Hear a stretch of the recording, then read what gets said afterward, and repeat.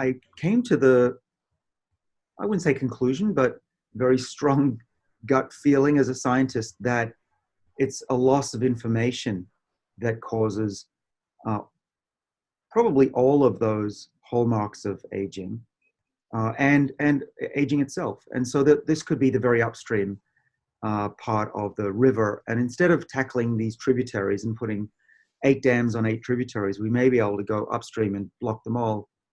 We have some evidence. We've been doing this for quite a while, over 10 years now, testing this hypothesis with some papers we've just put up online. So listeners can go check those out. They're available now. But essentially, we disrupted the information in the cell, and these mice got old. And every aspect of those hallmarks of aging in that pie chart, they happened. And so that argues that we found the major cause.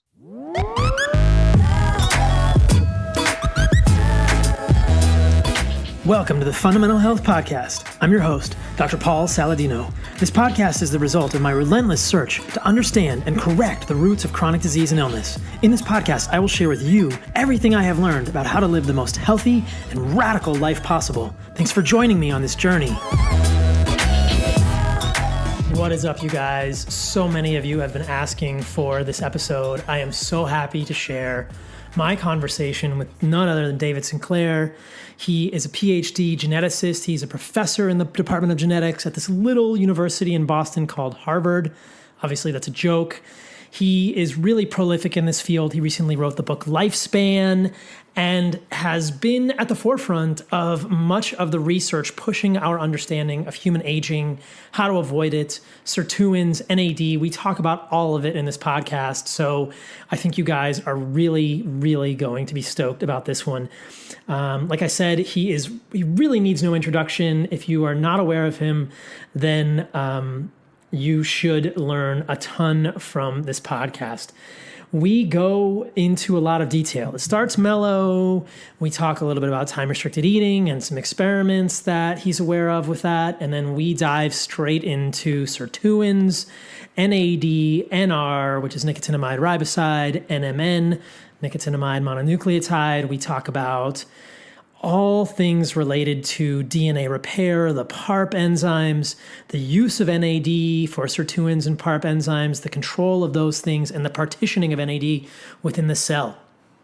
Once we get rolling on all of that, I tried my best to kind of break it down, make it understandable. It's quite complex stuff. And like I say in the podcast, you may want to look at diagrams of NAD, of ADP ribose, of nicotinamide, of nicotinic acid, of the different forms of niacin to have this all make sense. There's a great paper by Eric Verdin, which is titled NAD in Aging, Metabolism, and Neurodegeneration. It was published in Science, and that was from December the 4th, 2015, volume 350, issue 6265.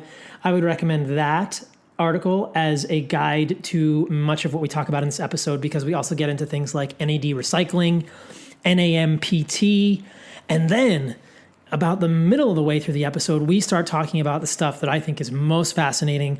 And I challenge David with the notion that ketosis also raises NAD.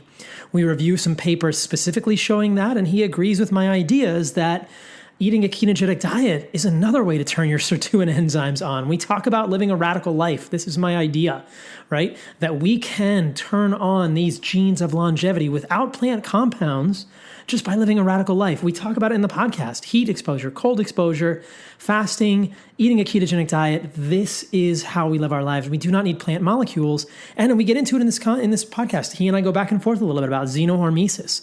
I share my hesitations and my concerns about the possible negative effects of these plant molecules. And I disagree with him about the concept of Xenohormesis. Anyone who's listened to my stuff will know that I do not believe that we need plant molecules for a healthy, optimal life. We just need to live a radical life, whether that's a carnivore diet, ketogenic diet, carnivore-ish diet, whatever you guys want to do, a paleo diet, whatever works for you. This is the way to do it, I think, rather than using high doses of plant molecules, which have collateral side effects, as we know. David and I go back and forth a little bit about resveratrol, risk versus benefit. I talk about some studies that failed. He talks about some more recent studies that maybe show benefit. And again, it's all kind of couched within the context of the fact that we can probably achieve many of the benefits of this molecule just by being in ketosis. So lots in this episode. You will learn a ton.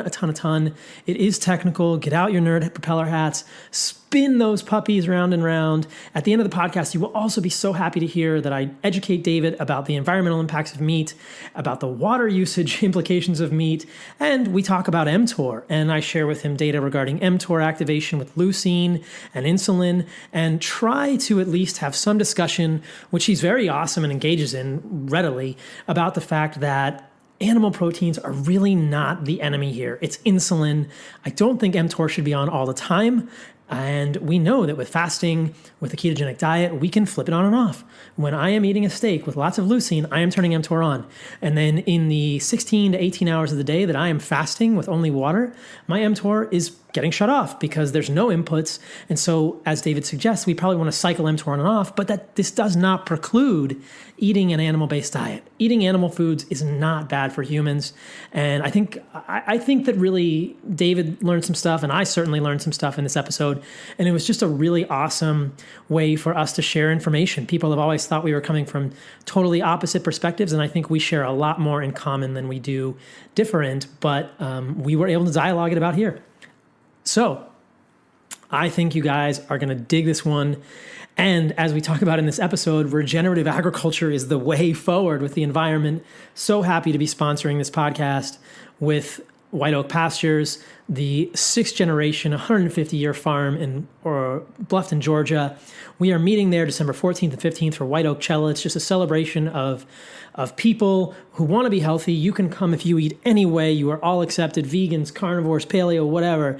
It's a celebration of living closer to the land, regenerative agriculture among good people. I'm going to be there talking. The Strong Sisters are going to be there. Will Harris. We're going to have some other people there talking about stuff. We're going to be filming. We're going to be appreciating the bounty of the land in the way it is produced at White Oak. So they are doing regenerative agriculture, which will sequester carbon into the soil. They are carbon negative. They have grass-fed beef, grass-fed lamb. They have turkey. They have chickens. They have eggs. They have pork. Iberico pork fat is so good. You can use the code CarnivoreMD for 10% off your first order at White Oak Pastures, or go to info.whiteoakpastures.com/CarnivoreMD. And that will give you my landing page at White Oak, which will give you revolving deals. You can use the code Carnivore15, and I'll get you 15% off on whatever is on special this month. Last month it was bones and fat and a cut of steak, and we're going to change it this month. So check out that. If you are interested in coming to White Oak Cella, it is whiteoakpastures.com/events/white-oak Cella. It's hard to find. It's linked on my link tree on Instagram. There's a post on my Instagram with that website, but you can find it through White Oak if you go to their events page and look for White Oak Cella, December 14th and 15th. I want to see you guys all there. My other sponsor on this podcast is my friends at Ancestral Supplements. These are amazing people sourcing the best organs from New Zealand, the land of Lord of the Rings, the purest of the pure, the greenest pastures, the hobbit kingdoms, and the fairy tale castles, with a beautiful, lean, and muscular, and beautiful fat-containing animals grazing on the green grass below these magical places. And they have the best organs because they are eating the grass from the best soil. And Ancestral Supplements does the amazing thing of taking those organs and putting them into desiccated pills. They do low temperature dehydration, which is known as freeze drying. It preserves so many of the nutrients in the best way that we can. And then it's packaged into a beautiful gelatin capsule. It's so easy, so that when you're traveling, you can still get kidney or liver or pancreas or brain. And if you don't want to eat those foods or don't have access to those foods, you can still get them. They've recently released colostrum, which is super helpful for a lot of people. It's immunoglobulins from the beginning sources of milk from the cow. They've released intestines, which are great, probably has all sorts of factors in there that help us have a healthy stomach and bowel. And as we know, the gut is everything, you guys. They have a tallow supplement coming out. They have a male optimization formula, which has testicles and prostate and a few other things. They have the old standbys, which are liver. Pancreas is great for digestive enzymes. They have so many good things in there, you guys. It is amazing. what they are doing here, and I so appreciate their section in the market. And you guys know you can use my code SaladinoMD at their Shopify site for 10% off. If you heard about it on this podcast, send them a note and tell them I'm radical. Well, you don't have to. They already know I'm radical. They're pretty radical. I know they're all radical. I give them all a shout out every episode. And if you want to know more about their stuff, visit them at ancestralsupplements.com. They are putting back in what the modern world has left out. We are too separated from the natural world, you guys. Nose to tail is our source of nutrients. They're helping us do it. Check out their stuff. If you like this podcast, support me. Leave a review on iTunes. It's the way that I'm going to get more popular, and we're going to share this information with more people. And that is it. I appreciate you all. Stay radical. On to the podcast. Listen afterward for what's going on with me. Let's go.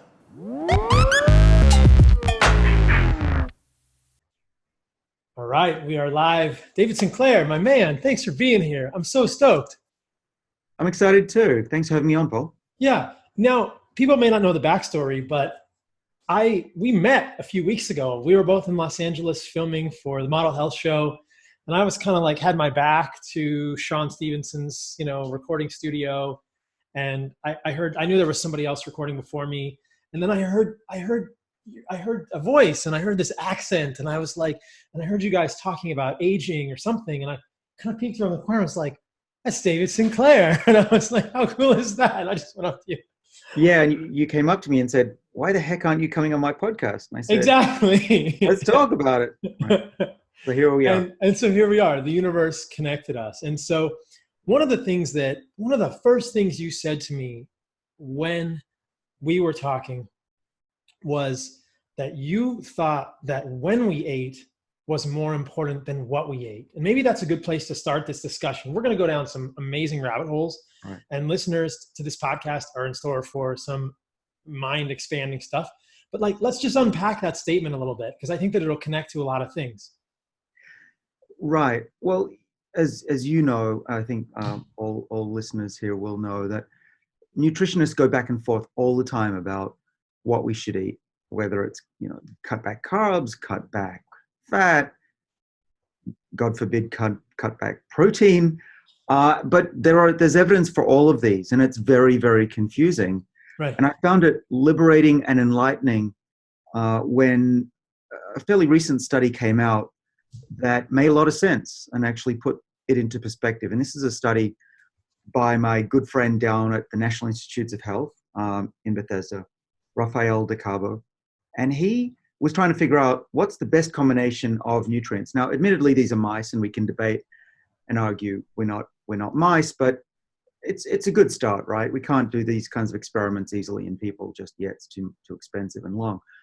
But in the mice, what he found was that in 10,000 mice, he changed the ratio of protein, carbs, fat, and they all lived the same length of time. It was a shock to us because he and I and all of our colleagues thought one's going to turn out to be better. And it was actually driven by the calorie restriction study in monkeys that showed some monkeys lived longer on calorie restriction, some didn't. And they had a variety of differences in their diet.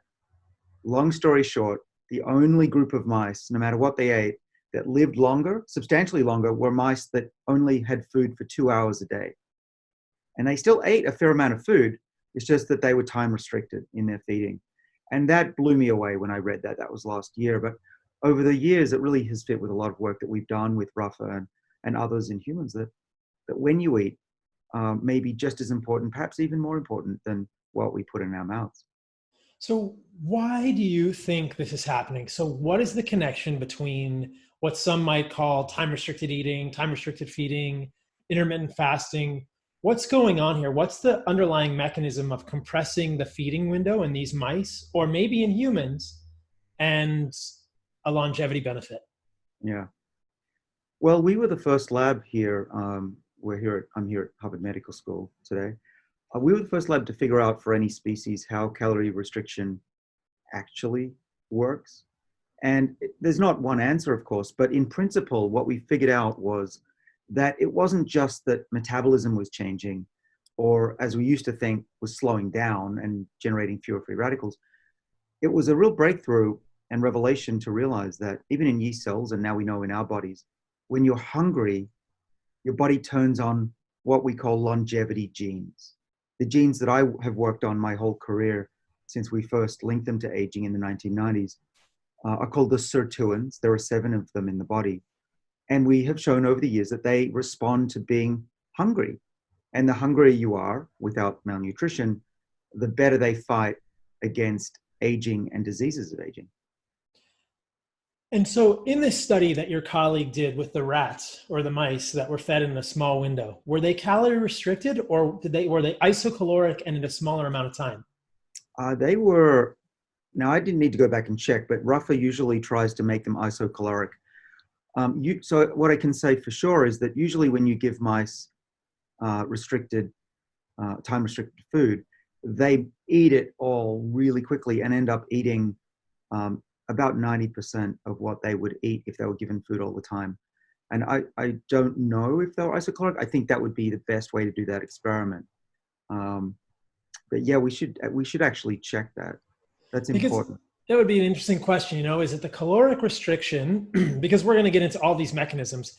And I think a lot of my listeners will know of some of these experiments and some of this idea. But yes, this concept of caloric restriction turning on genetic pathways in yeast, C. elegans, which is a worm, fruit flies, mice, is so fascinating. And really, you've been at the center of this, and it's really been the thread that's caused so many things to fall out of it. And we've seen so many interesting genetic pathways come out of this. But I think that the questions around if you can be if the benefits of caloric restriction can be gained by compressing the feeding window with the same amount of calories, that would be interesting too. Yeah, it really looks like that's true. And it's not so much the satiety that you get from eating. It's the period when you're not eating that's critical. Mm-hmm. And I've recently taken that to heart and started wearing a glucose monitor just to see if I really am fasting long enough to keep my blood glucose very low. Not so low that I'm going to fall over, of course. We don't want that. And I've learned some very interesting things that I make a lot of glucose from my liver when I'm waking up. And that makes sense. It makes sense that I never liked breakfast. I didn't need it. I wasn't hungry. I felt sick if I ate it, a big meal. And so I skip breakfast now. I skip lunch if I can. Depends on my level of stress. I'm a stress-induced eater, unfortunately. But my main calories are once a day at night. Do you ever check ketones? Do you know how your ketones are in the fasting window? I want to. You got to. Our friend Peter Attia does that. And do you do that? I do it all the time, yeah. Okay, cool. Yeah, so you recommend it? Absolutely. Well, I think it would be interesting. I think that we'll get to ketones later on in this discussion, and that's kind of a preview of where it's going, is the effect of ketones on sirtuins and stuff as well. But I think that would be totally congruent with all the things you're thinking about. So let's talk about all of this. So let's back up one step, and I'll ask you a very interesting question, which I think that you can provide a very unique answer to. What causes us to age? And this is going to tie back into sirtuins and calorie restriction for the listener, but what causes us to age? And we may not fully know the answer, but what's going on here? Well, it's debated. Let's do it historically very quickly. So we used to think that free radical damage and DNA damage was the main cause. Right. It's been very hard to reconcile that with a lot of data. You can basically cause a mouse to have 100 times more mutations and it lives fine. It doesn't get old. So that's confusing. Then in the 2000s, as I mentioned, we started to realize there were these longevity genes that protected us against a variety of causes of aging, which scientists don't like to use the word cause because it's a bit too much of a commitment. So we call these the hallmarks of aging. Things like, and there are about 8 of them, mitochondrial dysfunction, loss of stem cells, senescent cells, the zombie cells, nutrient deregulation. There's a bunch. Telomere shortening is the ends of chromosomes is a well-known one. And they were drawn in a nice pie chart. And we all, as scientists in the field, said, yes, we figured it out. We know what causes aging. But I've never been satisfied with a laundry list. That doesn't feel pure enough to me. I envy physicists who can boil science down to an equation. And so I thought about it, and I thought about the sirtuins. And if you look at the name Sirtuins, these genes that I've been working on, the first three letters are a giveaway, I think. Silent information regulator. And these silent information regulators, the second word is information. And so the more I studied it, the more I thought about it, I came to the, I wouldn't say conclusion, but very strong gut feeling as a scientist that it's a loss of information that causes probably all of those hallmarks of aging and aging itself. And so that this could be the very upstream part of the river. And instead of tackling these tributaries and putting 8 dams on 8 tributaries, we may be able to go upstream and block them all. We have some evidence. We've been doing this for quite a while, over 10 years now, testing this hypothesis with some papers we've just put up online. So listeners can go check those out. They're available now. But essentially, we disrupted the information in the cell, and these mice got old. And every aspect of those hallmarks of aging in that pie chart, they happened. And so that argues that we found the major cause. And this information you're talking about is epigenetic change, right? This is methylation and the other factors that are on the DNA. So let's talk about that a little bit, and then we'll wrap it back to Sirtuins. But so what's this information you're talking about, and how is this information encoded in our DNA? If it's not DNA breaks, if it's not DNA damage to the actual ladder of DNA, what's the information that's being lost? Well, there's 2 types of information in the cell, and they're both essential for life. We'd all be dead in a second without it. The first we know of, we study this at school. It's our parents' gift to us. It's the genome, the DNA molecule, and DNA is 4 letters. It's a digital code. It's very robust. You can extract DNA from mummies. It lasts for a long time. And actually, and my colleagues think that DNA is largely intact in our bodies, even when we're very old. So that the genetic information is there to be young. And we actually know this already, because you can take a skin cell or an udder cell and clone it and make a new animal. So that the genetic information is still there. But there's this other type of information, which Paul, you said, is called epigenetic. And epigenetic is a lot of different things to different people, but essentially they're the systems in the cell that tell it how to read the right genes to be a nerve cell or a skin cell, and stay that way. You don't want your nerve cells turning into skin cells. That's what would happen if you disrupted the epigenome. And actually, that's what we think is going on during aging, that we're losing the epigenetic information that allowed us to develop in the womb to a beautiful baby, and that over time, marks on the DNA called methyls, as well as other changes to how the DNA is looped around inside the nucleus, are lost over time. But DNA damage is part of it. When we go out in the sun, we get DNA damage. If we have chemotherapy and radiotherapy, we damage DNA. And we see that accelerates this loss of epigenetic information. So in some ways they're connected. So there was this DNA theory of aging, right? That DNA damage was creating aging. And this wraps it back into it, saying that if you're getting more DNA breaks, whether they're single stranded or double stranded, what you might actually be having is loss of epigenetic coding, loss of epigenetic information, that is methylation on histones and a variety of other proteins around which DNA is wrapped, and that might be sort of the arbiter of aging. Yeah, I couldn't have put it better myself. And we do see those changes during aging. We now have the tools in the lab to read those loops and those bundles of DNA that tell the cell how to perform its functions and stay young. And it's really quite tragic to see those things unravel when we cut their DNA or we let them age. And interestingly, if we cut their DNA and let it heal, one cut's not going to age them rapidly. But if we do that over 3 weeks, we will end up with a mouse that's 50% older. And that clock, the methylation clock that forms on the DNA, that's also 50% older. We can read that. So these mice are not just looking old, they're hunched and gray, and they have all sorts of diseases that we typically characterize as aging-related diseases. They also are literally older. If I gave you that mouse and you analyzed it, you'd say, it's an old mouse. And so, as I wrote in my book, if you can give something, you can take it away. And we have been working for a number of years on that. So how do you age these mice? Are you inducing DNA breaks? Or are you inducing something that pulls off methyl groups from the epigenetic level? Yeah. So the amazing thing is we're not touching their methyls. We're not touching the mitochondria. We're not touching telomeres. What we do is what we realized in yeast cells back, these little, budding yeast to make bread and beer, that when they get old, they have a lot of DNA breaks, and those distract the sirtuins from their protective role.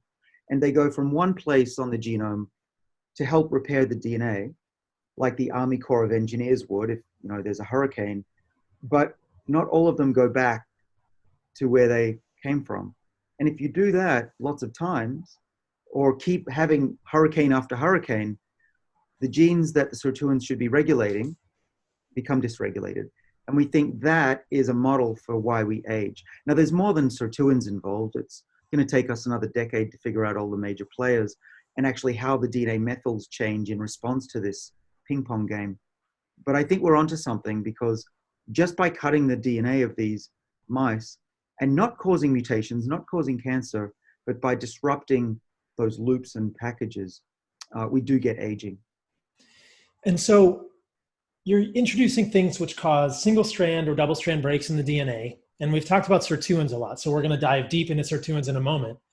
The sirtuins are molecules that are sitting on the chromosomes, you said, and they have this deacetylase, deacylase role, and they're in some ways, they're sort of affecting whether genes are being turned on and off.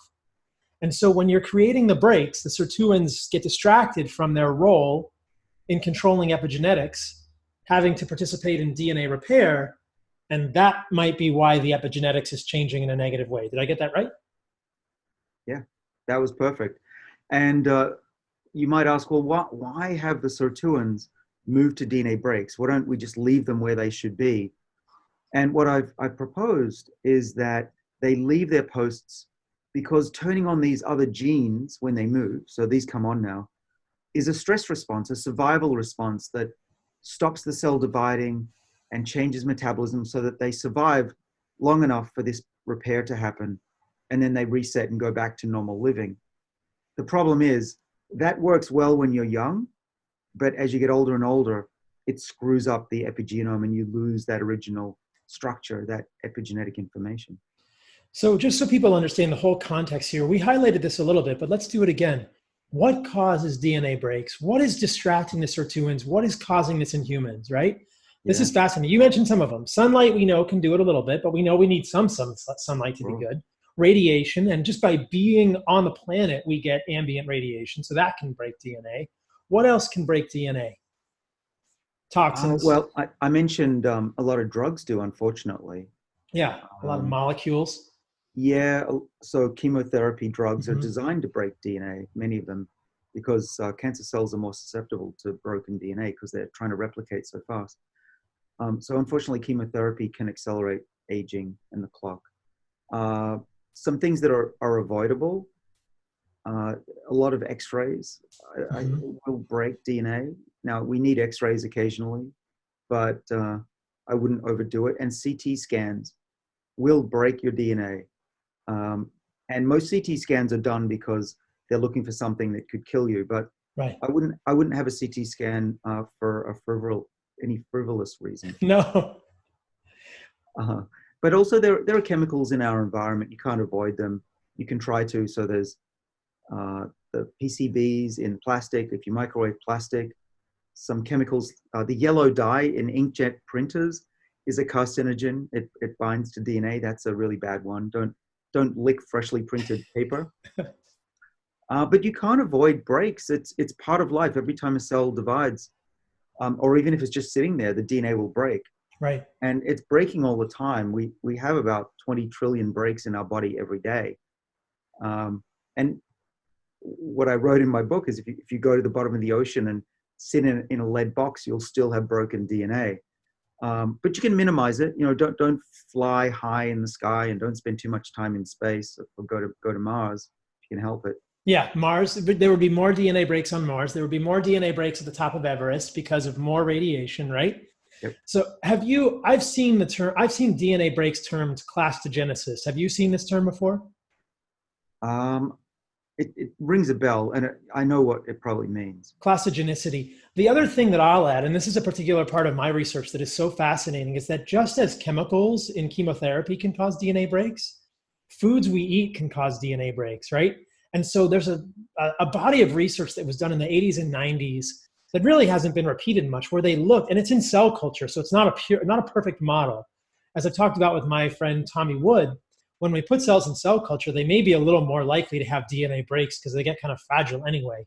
But there was a series of studies done in the 80s and 90s where they introduced a bunch of chemicals or molecules from food, and they looked to see which ones caused clastogenesis or DNA breaks. And one of the fascinating things for me about this is that many, many plant molecules create DNA breaks. And that was so fascinating to me. So things like isothiocyanates, so sulforaphane creates DNA breaks. Chocolate or cocoa polyphenols create DNA breaks. Allyl isothiocyanate creates DNA breaks. Caffeic acid and chlorogenic acid in coffee create DNA breaks. So this is a fascinating hypothesis that I think we're still trying to figure out is like, wait a minute, like we know that chemotherapy can cause breaks in DNA. So we know chemicals can cause breaks in DNA. Is it possible? I don't think we know this for sure, but is it possible that some of these plants that we're taking in have toxins and that these could be creating DNA breaks? That's just sort of an aside that's germane to the stuff that I do. So That is fascinating. And we don't know if all DNA breaks are equal. Right. The breaks that we caused in our mice to accelerate their aging were very precise breaks. They create what are called sticky DNA ends. So there were 4 letters that could come back just like a zipper pretty quickly. And so therefore they didn't create mutations. But if you get hit with an X-ray or a cosmic ray, that's typically a profound break that's very hard, or harder at least, to put back together. And it may be very different if you have different types of breaks. And it may be interesting actually to figure out in our foods what kind of breaks those particular molecules. I'll send you the papers. It's quite fascinating. That's one of the hypotheses that I advance in my book coming out, is that are these plant compounds creating more DNA breaks in humans? So when we get a DNA break, there's another enzyme that gets involved. It's called a PARP enzyme, right? So this is a poly-ADP ribose polymerase. And should we talk about PARP a little bit and how it connects with all this? What's really interesting is that it works in concert with the Sirtuin enzyme. Right. And they all need NAD, this molecule. Right. Ubiquitous in the body. So PARP, there are about 15 or so PARP enzymes. We don't know what they all do. We're studying some of them in my lab. PARP 14 looks pretty interesting to us. So PARP 1 is the one that's most studied and most important for this topic. And it's a DNA repair facilitator. And it will go to a broken DNA molecule and tell the rest of the proteins, this is a problem, come fix this, it's a marker.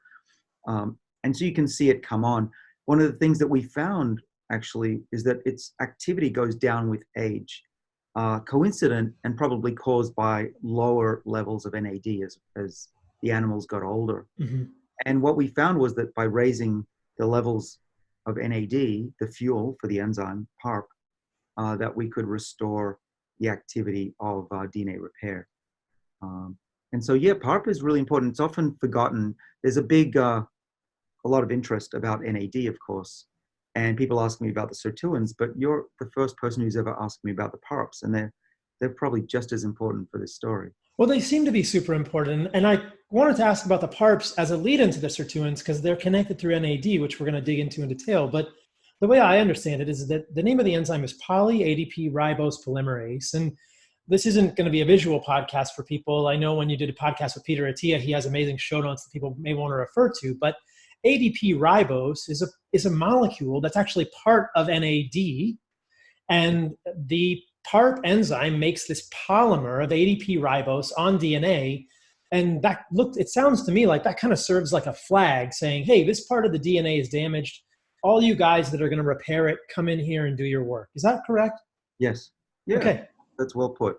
Yeah. So it's kind of making a tail, or it's making a signal on the DNA. But as you suggested, in order to do that, it consumes NAD. Now, NAD, people talk about this all the time. I just want to break this down for people. NAD is nicotinamide adenine dinucleotide. And it's a complex molecule. I can't gesticulate it in the air in any way that people are going to be able to tell if they're listening in person. But I would encourage people to look at the molecular structure of NAD, to look at the molecular structure of ADP ribose, and then to look at the structure of nicotinamide and see how this all fits together. Because basically what happens when, and correct me if I'm wrong here, when PARP goes to make these tails or these flags on the DNA, it takes NAD, nicotinamide adenine dinucleotide, and the nicotinamide molecule is cleaved off, and you get these ADP ribose chains. Is that right? Yeah.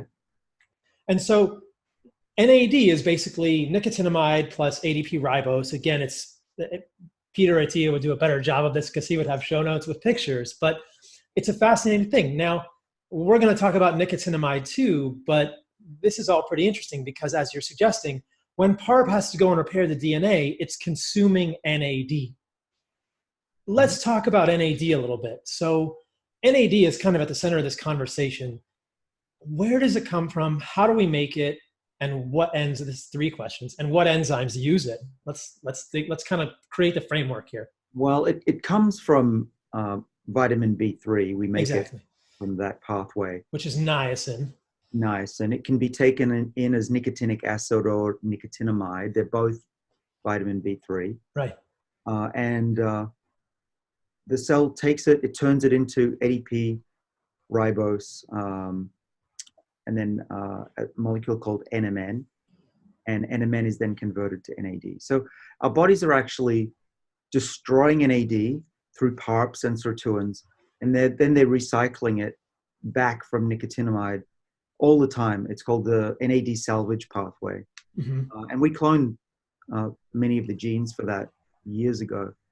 But it's really interesting because you can change the levels of NAD in a cell and change the way it reacts and change its PARP activity and Sirtuin activity.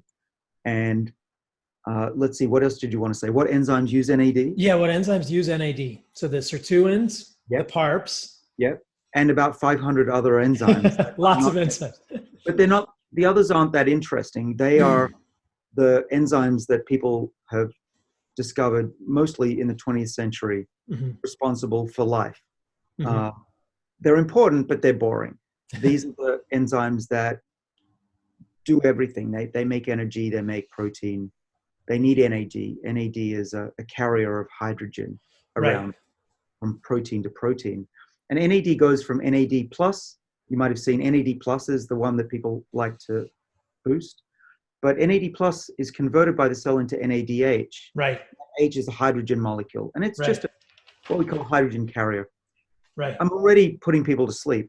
And that's that's been the problem with NAD, is that it's a pretty boring molecule.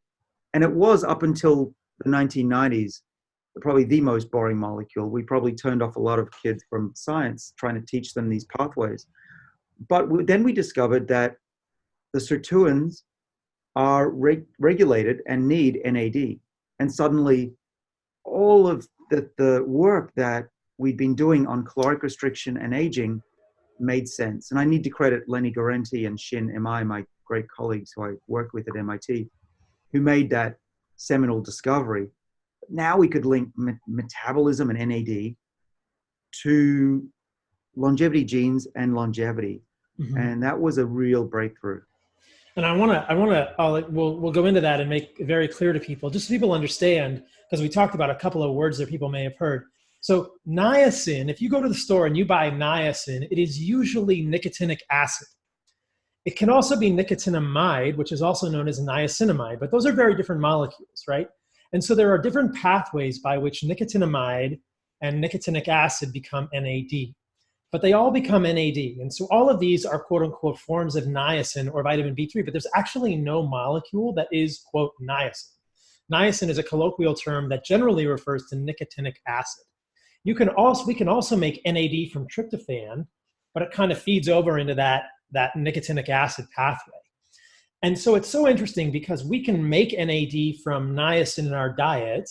And then we can also make NAD from nicotinamide riboside, which is NR, which a lot of people have heard about in our diet. But that's only present in small amounts. Usually nicotinic acid is the main form. And then as you suggested, there's another molecule called NMN, which is nicotinamide mononucleotide. And that is formed from NR in our body. So we digest NR, we absorb NR, it becomes NMN. NMN is then recycled back, then turns into NAD. So there's an NAD recycling pathway here that I want people to know about. And again, I warned you guys, if you're still listening, this is amazing stuff. But this is a technical episode, I promised you. So as you suggested, when we have NAD, which is kind of the center of the molecular pathways, it can get consumed, or it gets used as a cofactor by Sirtuins or PARPs. And when Sirtuins use NAD, they kind of do the same thing. They'll end up cleaving it into nicotinamide and ADP ribose. And they make an acyl ADP ribose. Again, this is like super technical, but they get this nicotinamide. And as you suggested, so when we consume NAD with the Sirtuins, we get nicotinamide. And then nicotinamide can be recycled back to NMN through the enzyme NAMPT, which we'll talk about a little bit later, because it's fascinating to me that the function of NAMPT appears to be regulated by inflammation. Have you seen this work or a little bit about this? Yeah. There's another fact about NAMPT that's interesting, and it's found in the bloodstream, and it seems to be really acting both inside cells and as this kind of blood factor that regulates our body's health. And even tells our brain how to function. And so that NAMPT enzyme seems like it's such a critical link, because it recycles that nicotinamide to NMN, and you get more NAD. So when we use NAD up, either via PARP enzymes to make the flags on DNA, or via the Sirtuins, which we're going to talk more about, that NAD is degraded to nicotinamide. I heard you say something really interesting on Peter Attia's podcast. I wonder if you still feel this way. And I thought this made so much sense. You said maybe it wouldn't be a good idea to take nicotinamide. And a lot of people may be taking nicotinamide as niacin, quote unquote. But from an enzymatic perspective, if you are taking nicotinamide, could that inhibit it does inhibit the Sirtuins in some ways, because it's kind of a feedback regulator. The Sirtuins use NAD, they make nicotinamide as a byproduct. So like in any reaction in chemistry, if you put in things on the back end, if you put in the products, it could inhibit the reaction. Is that right? Yeah, that was the first big discovery that I made when I started my lab here at Harvard Medical School. It was a long time ago. I was only 29 years old. But what my student did, Kevin Bitterman, who's now a famous venture capitalist, what his first experiment was to put nicotinamide on a plate of yeast cells and ask what happens to the Sirtuins. And if they're active, they would be red, and if they're not active, the yeast would turn white or stay white. And he came into my office hoping that they'd be red, and he was very disappointed that they were all white. And I said, Kevin, this is fantastic news. I know you haven't discovered a Sirtuin activator. That took us another few years. But he found the first Sirtuin inhibitor, and it was nicotinamide. And so we published that in 2002. And it was really, it's become a tool. If you're a scientist who wants to study what happens when the Sirtuins are inactive, you squirt in 10 millimolar nicotinamide. So that's a high level. And probably our bodies clear out nicotinamide quickly. We excrete it as methyl nicotinamide. Right. But I've never taken the risk of, if I look at a bottle of vitamins and it says there's a high dose of niacinamide or nicotinamide, I put it back, because I'm not going to take the risk that even in my throat, in my mouth, in my gut, I'm not going to inhibit the Sirtuins. You really want these Sirtuins and PARP to be as active as they can be all the time. It makes sense. And I don't think we should be supplementing. We can, I think that, the utility for nicotinamide riboside and NMN is very different than the utility of nicotinic acid or nicotinamide. And, over-the-counter niacin, like I said, is usually sold as nicotinic acid, which actually becomes nicotinamide when we take it in the detoxification process. And so, but yeah, if people are taking supplements with nicotinamide, it kind of gives us pause. I don't think this is fully elucidated, but it is an interesting thing. And so one of the things you highlighted there, let's recapitulate that just for a moment for people. All of these are niacin derivatives. And anytime we take extra doses of niacin, they have to be methylated to get rid of them. So as you said, nicotinamide is excreted as methylnicotinamide. And so I will just add an asterisk of caution in anyone using NR or NMN, and we can talk about this as well.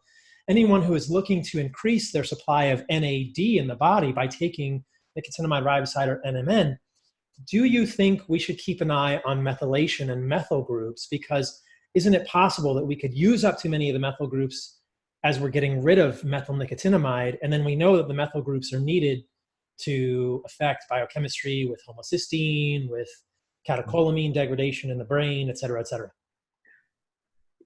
Right. So it's anecdotal right now, but to me it makes sense. And in an abundance of caution, I'm making sure I have enough methyls in my diet. And you can get them in a variety of ways. There's betaine, which is also known as TMG, trimethylglycine. Right, right. You can buy that. I've got a bit at home. You can buy it as a powder and you can just eat it. It doesn't taste too bad. It's not going to hurt you as far as I'm aware. You can also, and what I've shifted to do now is I take a combo of methylfolate and methyl B12, mm-hmm. which is you can get on, on the internet. And I feel like that is my best solution to this potential problem of losing methyls to the excretion of nicotinamide. Yeah. And I think, I just wanted to add that if people are going to use NR or NMN, they may lose methyl groups as methylnicotinamide, and that could be potentially a downside. So, all right. So basically, let's wrap back into the sirtuins and hopefully tie this picture together for people and make some cohesive picture. So let's talk more about the sirtuins. We touched on it briefly. It's a fascinating family of genes. You said there's 7 genes in humans. They're very conserved across organisms, as I've heard you talk about: yeast, mice, fruit flies, Drosophila. That's fruit flies. C. elegans, worms. Like these. This is a very important family of compounds. So let's talk a little more about what the sirtuins are doing, what molecules you found that activate them. We'll get into it. So let's just tell me more about sirtuins. Okay. All right. So in yeast, where they came from in the first place, the name comes from Sirtu, SIR2. And as I mentioned, that they're called silent information regulators, which is just a fancy name for an enzyme that controls other genes and silences them, turns them off. Okay. And so now we would call these epigenetic controllers or epigenetic regulators. And in yeast, we found that they're distracted by DNA damage, but they're also really good to have around. So if you put, and Matt Kaberlein, a student who was in the lab when I was over at MIT, he put an extra copy of the SIR2 gene into yeast and they lived 30% longer. And later we figured out that that was mimicking caloric restriction. And actually an interesting aside you might be interested in, Paul, is that we found that there's a universal regulator of the sirtuins in yeast.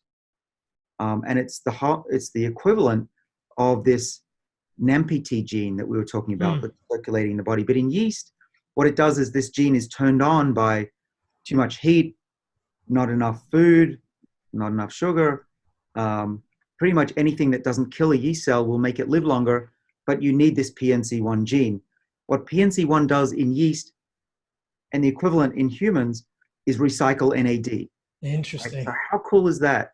That a bit of stress will turn on NAD production, which is why I recommend to people, by the way, get out of the chair, don't eat too much food, because you want to stimulate the body's production of NAD.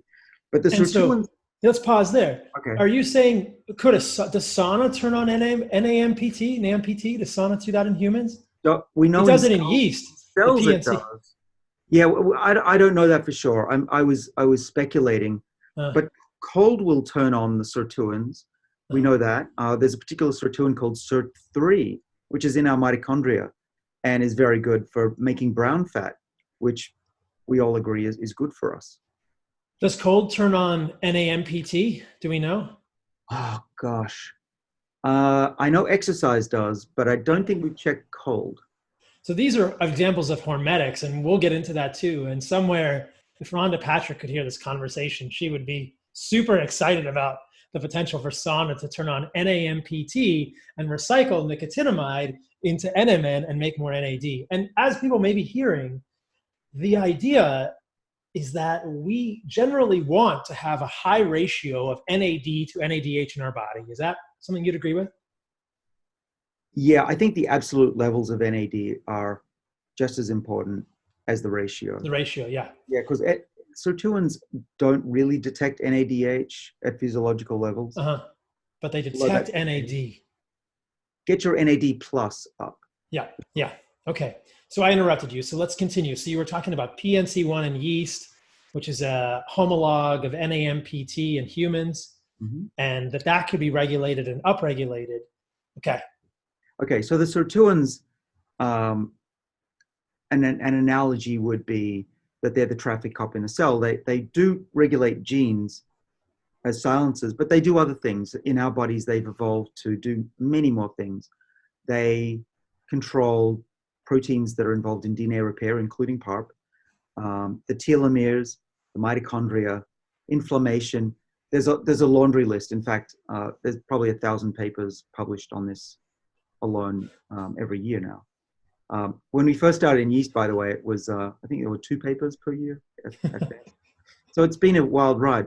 But the sirtuins are enzymes, okay? These are little Pac-Men that go around, and they carry out a really interesting type of reaction. They grab NAD, they will now donate the adenine ribose to the protein that they're targeting.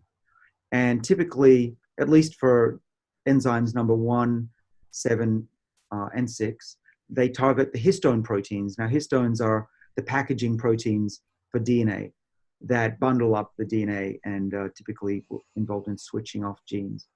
But so when they do that, they actually remove, and you mentioned an acetyl earlier, and you even said acyl, and that you didn't speak incorrectly. We first discovered, other labs first discovered that you need to remove this chemical tag off other proteins for sirtuins to work, to do their bidding, to do good. And so acetyls, it's just a group of carbon and hydrogens. It's nothing spectacular. It's a little tag that says, hey, come get me. And it controls how DNA is packaged as well as other things. But we later realized, so Eric Verdin and others, he's at the Buck Institute in California, realized that, and I want to credit John Danu too, he's a great professor and friend of mine. These guys discovered that there are other chemicals besides this acetyl.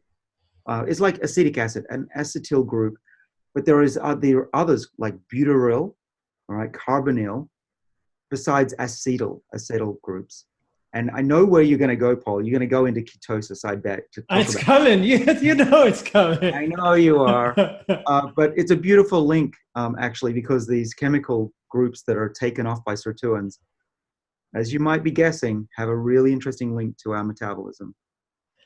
And so the sirtuins, they're deacylases, and they've been called deacetylases, but as I've heard you talk about in another podcast, they're actually deacylases, which is a larger group. So they're pulling off groups. Now, when I was in medical school, the mnemonic I used was methylation mute acetyl activate. And it's an oversimplification, but it's an epigenetic sort of model for when you put a methyl group on a histone, and when you put the methyl groups on, it kind of silences a gene. When you put the acetyl group on, it might activate it. So the sirtuins, do I understand this correctly? They're moving around, and one of their functions is to pull off the acetyl group or the acyl group. Yes. And then what do they do with the adenine ribose? What do they do with the ADP ribose part of NAD? Well, it'll be acetylated or acylated. Then it's not clear. The best we could figure out, so John Danu, who I mentioned, did a bit of work. Looks like it might be involved in controlling inflammation, but most of it's quickly recycled back to its components. Okay. And so by doing this, the sirtuins are affecting the epigenetics. Is that correct? They're pulling off these groups. Are they activating genes? Because I know that the sirtuins activate FOXO3, PGC1 alpha. These are super important. Oh yeah. They're turning Yeah. on genes. Is that what? Well, the And opposite, silencing. They're silencing. they're silencing proteins. Uh-huh. But they do a lot of things. They can, so FOXO is a transcription factor that is involved in defenses. Uh-huh. And as you mentioned, it will deacylate or deacetylate Uh-huh. FOXO and make it more active and go and turn on those defense genes. You want that. Uh-huh. It will also downregulate inflammation by deacetylating NF-kappa B. Mm-hmm. And on the histones, when it removes those acetyls, the DNA will be compacted and spooled like a garden hose on your driveway, and that turns genes off. Uh-huh. So it's turning genes on and off, the sirtuins. And it's okay. And then, one of the interesting things I found was that when FOXO3 goes on, and FOXO3 is one of these mutations that people might have heard Rhonda Patrick talk about a lot. There are polymorphisms in FOXO3 that are associated with longevity. And it's probably one of the most well-studied ones. And what I found was that when FOXO3 gets turned on, it regulates NAMPT. Is that correct, that there's a connection between FOXO3 and NAMPT? Is there? That's cool. Yeah. I know FOXO regulates SIRT1, but if it regulates NAMPT, that would be really great because that would explain how hormesis is working. Yeah, I read that in one of the papers by Eric Verdin. I'll send it to you. But I thought that was so cool that this might be part of the mechanism, that FOXO could recognize or regulate NAMPT. And as we'll talk about with ketones, the beta hydroxybutyrate has also been shown to potentially be a histone deacetylase inhibitor, have these sort of epigenetic modification capabilities, and the beta hydroxybutyrate can turn FOXO3 on as well, which is an interesting nuance. So we'll get to that. Now, when we're thinking about the sirtuins, you said something really important that I want to highlight for people. They sense NAD levels. It's not so much the ratio between NAD and NADH, but they're NAD sensors. So when NAD levels are high, the sirtuins can be active. Is that correct? Yeah. And when we say the sirtuins are active, that means they're doing their job at the genomic level, at the histones.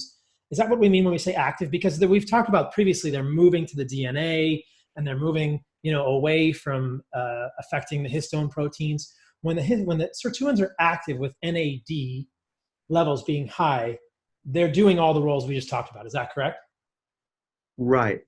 And if they're active, they can carry out DNA repair and gene silencing and controlling FOXO3 without what we would say being limiting in their activity. Mm-hmm. Okay. And so they're always bouncing around the cell. They're moving at 10,000 miles an hour. These aren't just like blobs.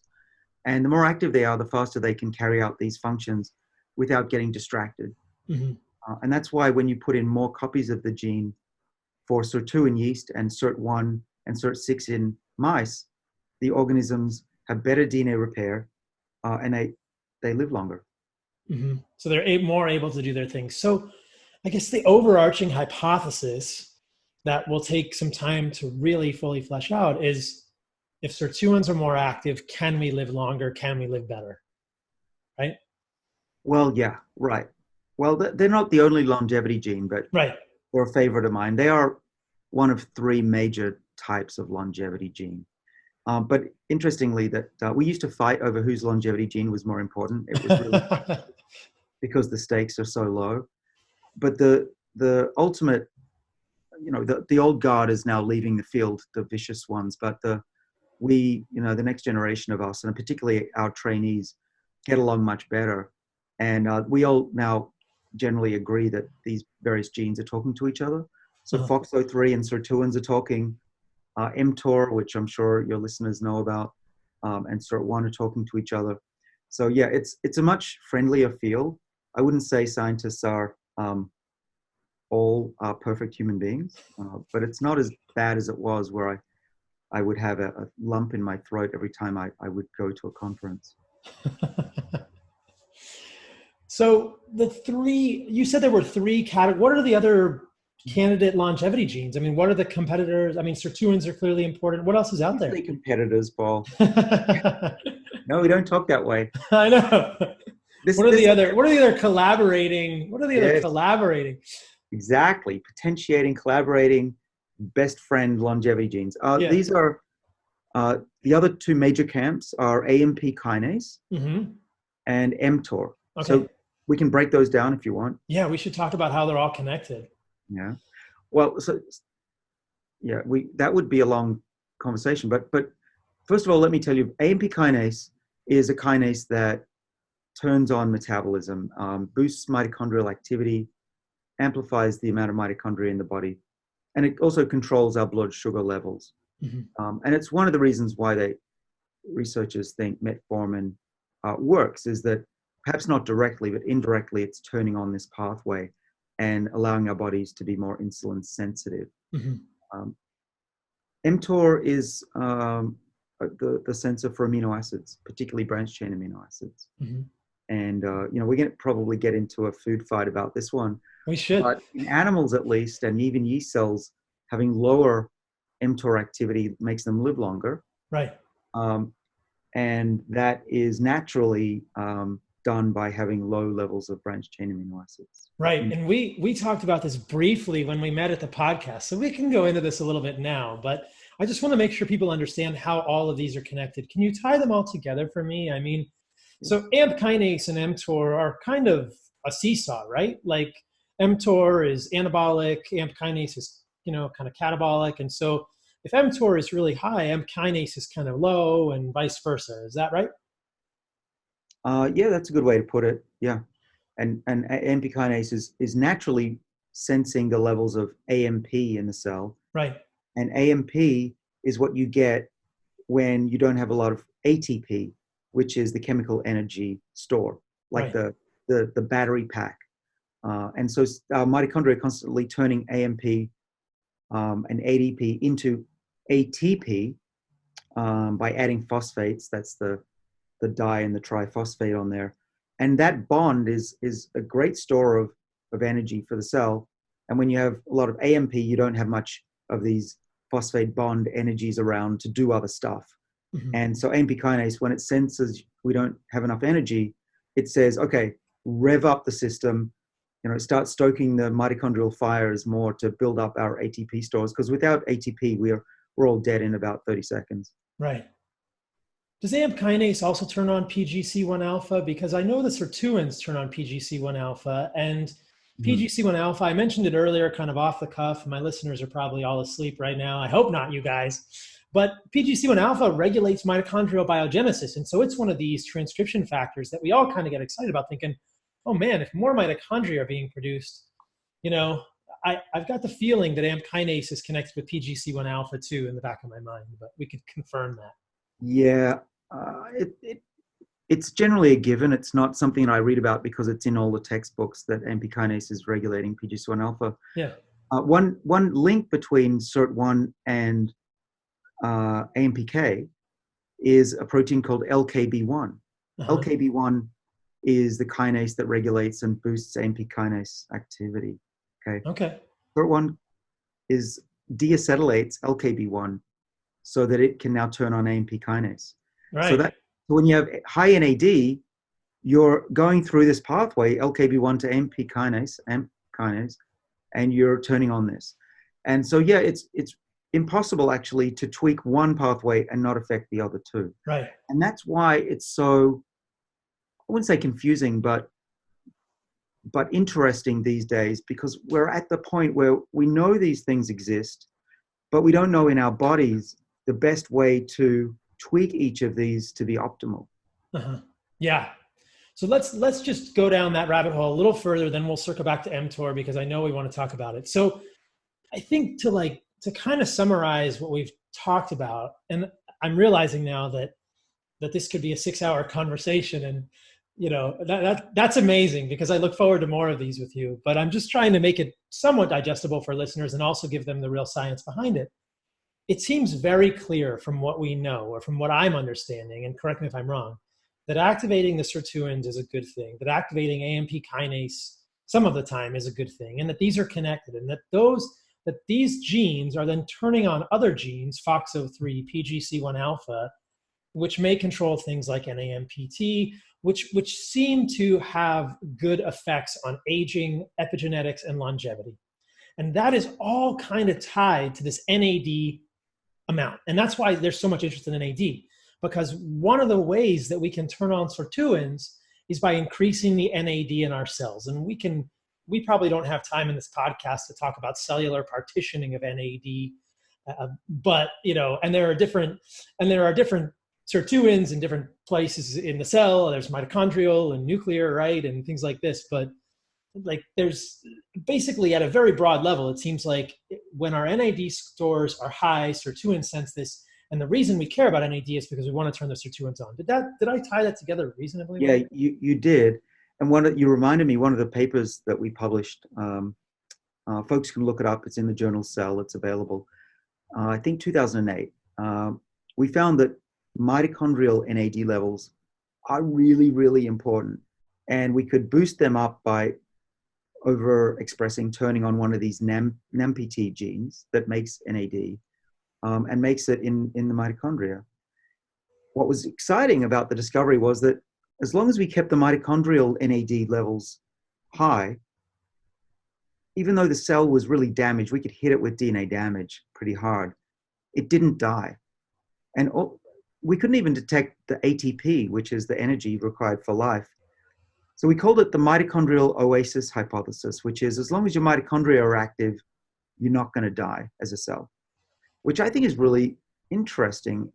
I mean, it could be that if you've had a massive injury, let's say you just had a stroke or a trauma of some sort, as long as you can keep your mitochondrial NAD high, you should be able to keep all your cells alive rather than dying. And cell death in something like a stroke is the major problem. And so there's great interest in these compounds, NMN and NR, to raise NAD, but there are other ways we can raise NAD as well, right? This is sort of my interest in ketosis. Okay. Yeah, you should be able to educate us. Ketosis will raise NAD? It does. So there's a paper that from 2018. The title of the paper is Ketogenic Diet Modulates NAD-Dependent Enzymes and Reduces DNA Damage in the Hippocampus. And so what they found in this experiment, it was mice, and they put the mice on ketogenic diets, and they found that within 2 days, levels of PARP1 and the DNA damage decreased and declined fully after 3 days, and they saw levels of NAD increase with a ketogenic diet. So this was kind of my fascinating question. And then there's another interesting paper I found called Ketones Improve Apolipoprotein E4 Related Memory via Sirtuin 3. And this was also done in transgenic mice, so ApoE4 transgenic mice.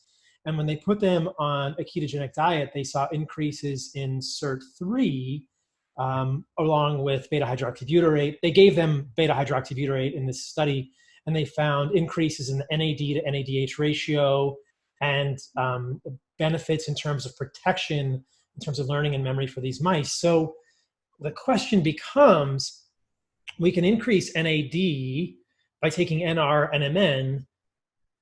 Aren't we also increasing NAD by being in a ketogenic state? Right. And in the time that you said that, I've looked up the paper. It's super interesting. It's a human study looking at magnetic resonance spectroscopy. So this doesn't lie. This is real, and it's in humans, not mice. Which one is this? I'm looking at the one from 2018. Oh. Got that one? And so it's ketosis increases NAD, NADH ratio in healthy human brain. Oh, this is different paper. Different paper. Okay. Yeah, a whole nother paper. Yeah. The other one I was talking about was in mice and rats. Yeah. But yeah, this is even better. Yeah. So yeah, I mean, based on that, I would say it's super interesting that ketosis is going to potentially simulate or stimulate the same pathways as caloric restriction and exercise would. Right. And so this goes back to kind of what I asked you at the beginning, like you could, by checking ketones between meals now for you, you could get a sense. I mean, that beta hydroxybutyrate that you're going to measure, that is probably affecting epigenetics. We know that beta hydroxybutyrate itself has epigenetic roles. Like I mentioned earlier, it's an HDAC1 inhibitor, so histone deacetylase inhibitor as well. And it can affect FOXO3 and potentially NAMPT. I need to find more research. I don't know if anybody's looked at beta hydroxybutyrate and NAMPT, but this is kind of another hypothesis that I advance in my book, that there are multiple ways to get these benefits, and a ketogenic diet might be one of them. I call it living a radical life. And we actually kind of talked about that earlier, because the other things I advocate for are sauna, cold stress, exercise, and ketosis. These seem like these can turn on the same sorts of genes. Yeah, I think you might be onto something here. And not only that, these ketones, such as butyrate, they are also relevant to the epigenome, because histones can be what's called butyrylated and Interesting. modified. Yeah, and so what we've now realized is that these ketones and NAD are very ancient molecules, and the body has evolved, even yeast cells, to really adapt to what's coming in as food and modulate the epigenome in response.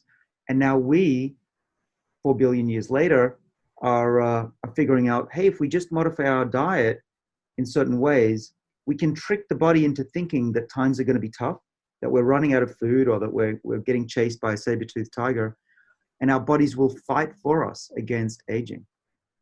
Yeah, isn't that cool that we could do that in different ways? And maybe a ketogenic diet would be that way. And there's lots of research on ketones that we'll have to dive into in part 2 that look at the ways that they might be protective and they make these protective changes. There are still questions, I think, for humans, whether we should be in ketosis all the time and whatnot. And maybe we should loop Peter Attia into this conversation as well. But it's a fascinating idea, right?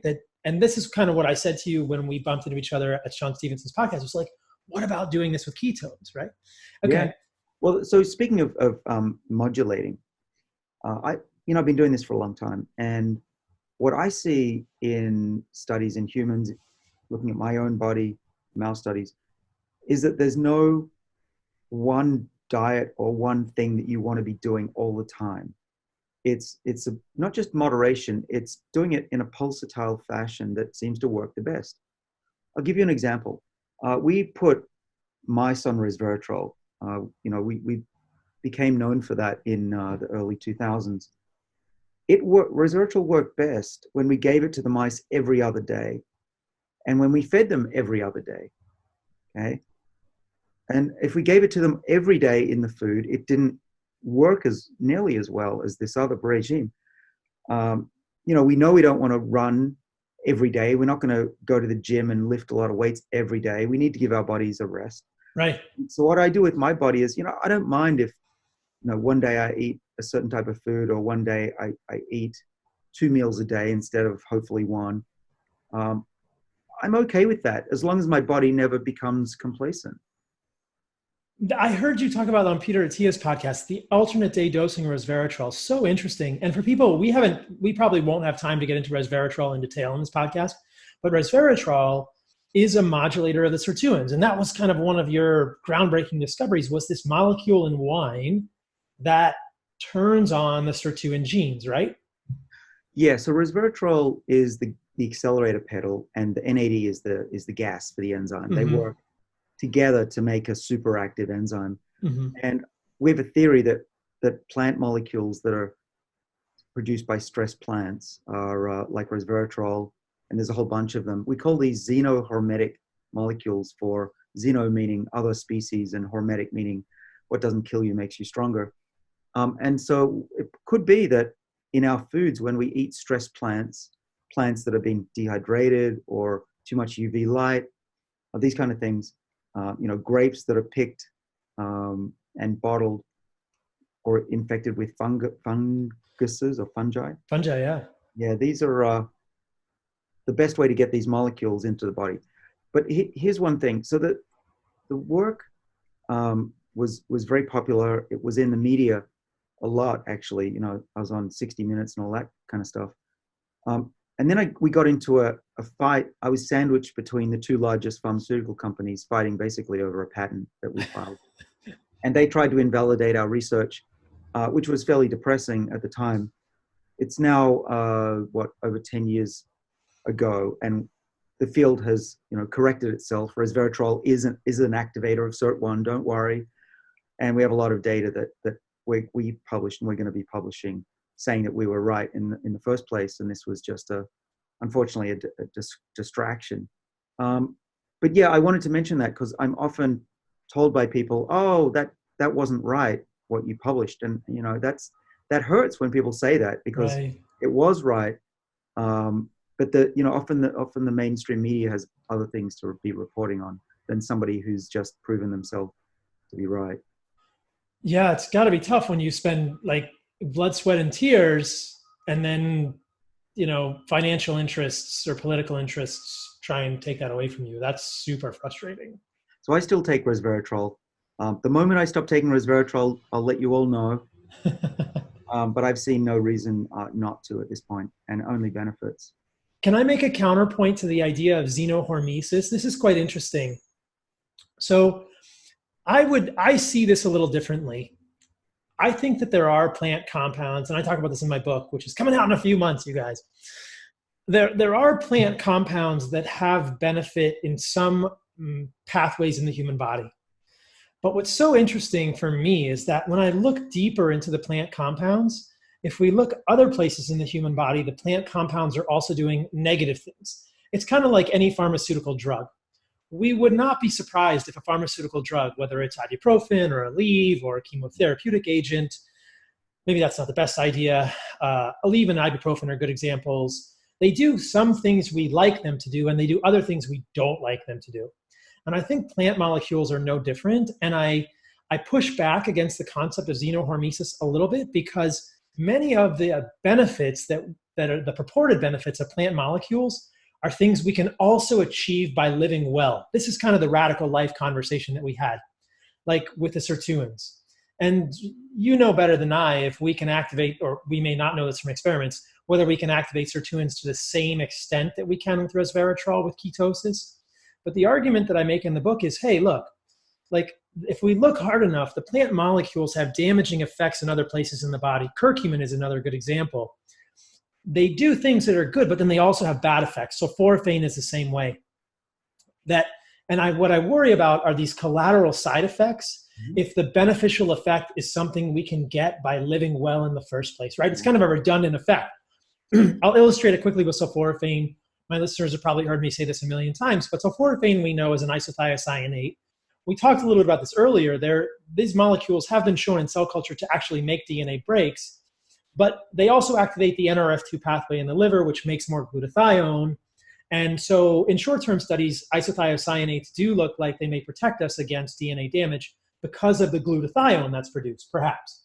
But the sulforaphane has this other negative side effect then that we're never told about, which is that it inhibits the uptake of iodine at the level of the thyroid and does other negative things in the body, kind of because it's this foreign molecule. We've never seen it. It's all these like molecular side effects to these plant molecules that I worry about.